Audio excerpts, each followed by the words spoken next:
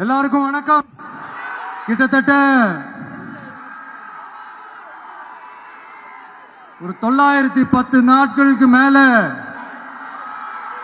உங்க மண்ணுக்காக போராடிட்டு இருக்கீங்க. உங்க போராட்டத்தை பத்தி ராகுல் ஒரு பையன், சின்ன பையன் பேசுறது நான் கேட்டேன்.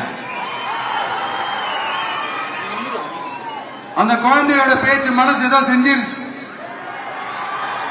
உடனே உங்க எல்லாரையும் பார்க்கணும்னு தோணுச்சு, உங்க எல்லாரையும் கூட பேசி ஆகணும்னு தோணுச்சு, உங்க எல்லாரும் கூட நான் நிற்பேன், நீ தொடர்ந்து நிற்பேன் சொல்லணும்னு தோணுச்சு.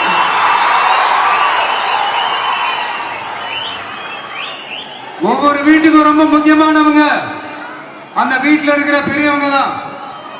அதே மாதிரிதான் நம்ம நாட்டுக்கு ரொம்ப முக்கியமானவங்க உங்களை மாதிரி விவசாயிங்க தான்.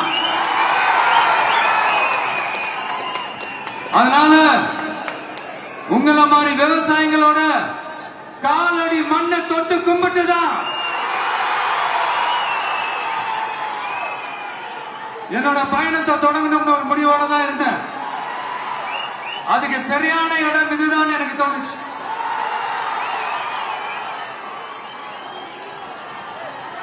என்ன உங்க வீட்டில் இருக்கிற ஒரு மகனா என்னோட கள அரசியல் பயணம் உங்களோட ஆசீர்வாதத்தோட இங்கிருந்து தான் தொடங்குது. சரி, அதை விடுவோம். நம்மளுடைய முதல் மாநில மாநாட்டில் நம்ம கட்சியினுடைய கொள்கையை பத்திலாம் நான் எடுத்து சொன்னேன். அதுல ஒண்ணுதான் இயற்கை வள பாதுகாப்பு. சூழலியல் மற்றும் காலநிலை நெருக்கடியை எதிர்கொள்ளக்கூடிய இயற்கைக்கு ஊறு விளைவிக்காத பகுதிசார் மாநில வளர்ச்சி பரவலாக்கம். இதான் நாம் அறிவிச்ச அந்த கொள்கை. இதான் நான் இங்க சொல்றதுக்கு காரணம் ஓட்டு அரசியலுக்காக இல்ல.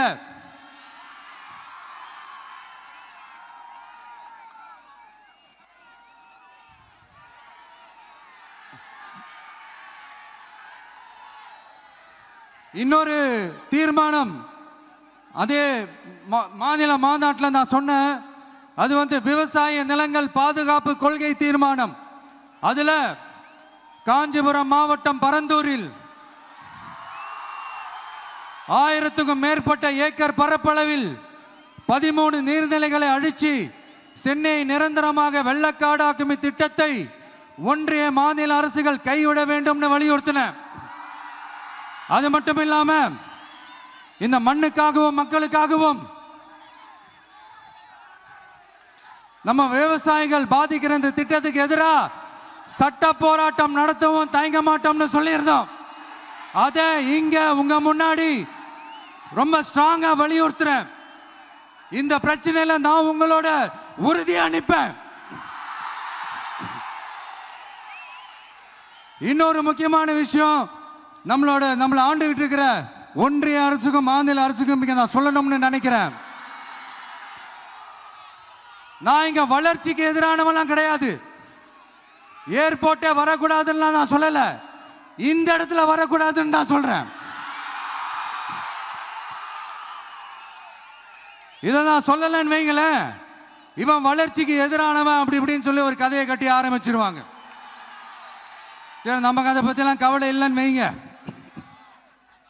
எல்லாத்துக்கும் மேல இன்னைக்கு இந்த பூமியில வாழ்ற எல்லா உயிரினங்களோட இருப்பையும் புவி வெப்பமயமாதல் பயமுறுத்திட்டு இருக்கு. அதனுடைய ரிசல்ட் தான் ஒவ்வொரு வருஷமும் இந்த மழை காலத்துல வெள்ளத்துல சென்னை சிட்டி எப்படி தத்தளிச்சுக்கிட்டு இருக்கிறது நம்ம பார்க்கிறோம். இப்ப ரீசன்ட் டைம்ல எடுத்த ஒரு அறிவியல் ஆய்வுல இப்படி ஒவ்வொரு வருஷம் சென்னையில வர ஃப்ளட்டுக்கு காரணமே இங்க இந்த சுற்றுவட்டார பகுதியில் இருக்கிற சதுப்பு நிலங்களை நீர்நிலைகளை அழிச்சது தான் சொல்லுது. இப்படி ஒரு சூழல் இருக்கும் போது 90% ஆஃப் விவசாய நிலங்கள் 90% ஆஃப் நீர்நிலைகளை அழிச்சு இங்க இந்த பரந்தூர் விமான நிலையத்தை கொண்டு வரணும்னு எடுக்கிற அந்த முடிவை எந்த அரசா இருந்தாலும் அது மக்கள் விரோத அரசா தான் இருக்க முடியும்.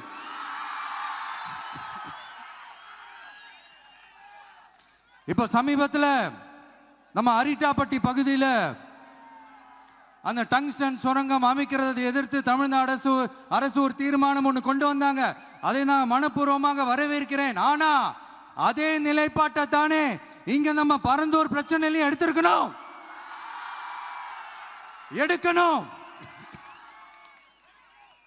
எப்படி அரிட்டாப்பட்டி பகுதி மக்கள் நம்ம மக்களோ அதே மாதிரி தானே பரந்தூர் மக்களும் நம்ம மக்கள்.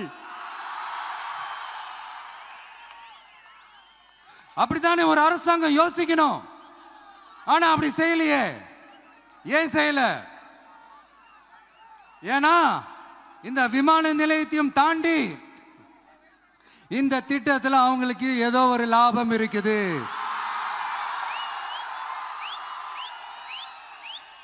அத நம்ம மக்கள் தெளிவா புரிஞ்சு வச்சிருக்கிறாங்க. நம்மளுடைய ஆட்சியாளர்களுக்கு ஒரு சில கேள்விகள். நீங்க எதிர்கட்சியா இருக்கும் போது 8 வழிச்சாலையை எதிர்த்தீங்க, அந்த காட்டுப்பள்ளி துறைமுகத்தை எடுத்தீங்க. அதே தானே இங்கேயும், அதே நிலைப்பாடு தானே இங்கேயும் எடுக்கணும்.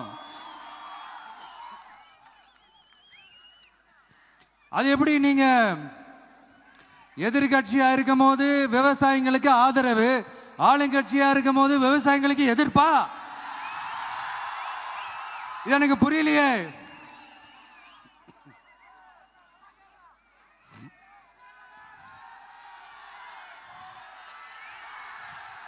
அதனால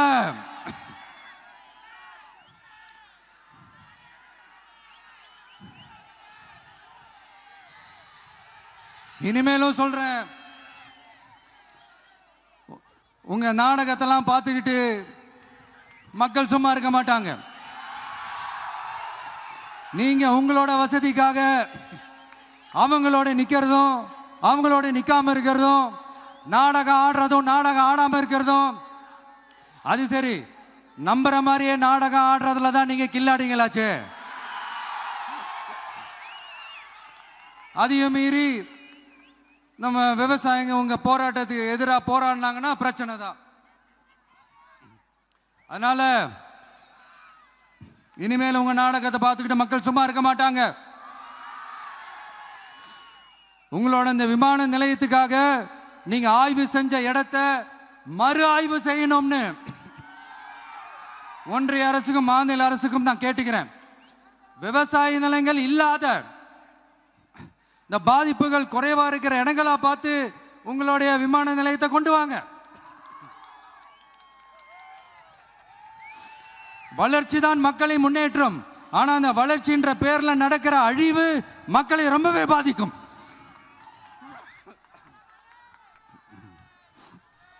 நீங்க எல்லாரும் உங்களுடைய ஊர் கிராம தேவதைகளான கொல்லமெட்டால் அம்மன் மேலையும் எல்லை அம்மன் மேலையும் ரொம்பவே நம்பிக்கை வச்சிருக்கீங்கன்றது எனக்கு தெரிஞ்சது. அந்த நம்பிக்கையை இழந்துடாதீங்க. உங்களுக்காகவும் உங்க ஊருக்காகவும் இனி உங்க வீட்டு பிள்ளையான நானும் தமிழக வெற்றி கழகத்தோட தோழர்களும் சட்டத்துக்கு உட்பட்டு எல்லா வழிகளிலும் உங்களோட உறுதி அனுப்பேன். உங்களோட ஊருக்குள்ள ஏகனாபுரம் ஊருக்குள்ள வந்து அந்த திடல்ல தான் உங்க எல்லாரையும் மீட் பண்ணணும்னு நினைச்சேன். ஆனா எனக்கு பர்மிஷன் கிடைக்கல. இங்கதான் பர்மிஷன் கொடுத்தாங்க. நான் ஏன் ஊருக்குள்ள வரணும்னு தடையின்னு எனக்கு தெரியல. இப்படிதான் கொஞ்ச நாளைக்கு முன்னாடி நம்ம புள்ளிங்க ஒரு நோட்டீஸ் கொடுத்ததுக்கு தடை விதிச்சாங்க. ஒரு துண்டு சீட்டு நம்ம புள்ளிங்க கொடுத்ததுக்கு. அது ஏன்னு எனக்கு புரியல. அதனால கான்பிடண்டா இருங்க, நல்லதே நடக்கும், வெற்றி நிச்சயம். மீண்டும் சந்திக்கும் வரை நன்றி, வணக்கம்.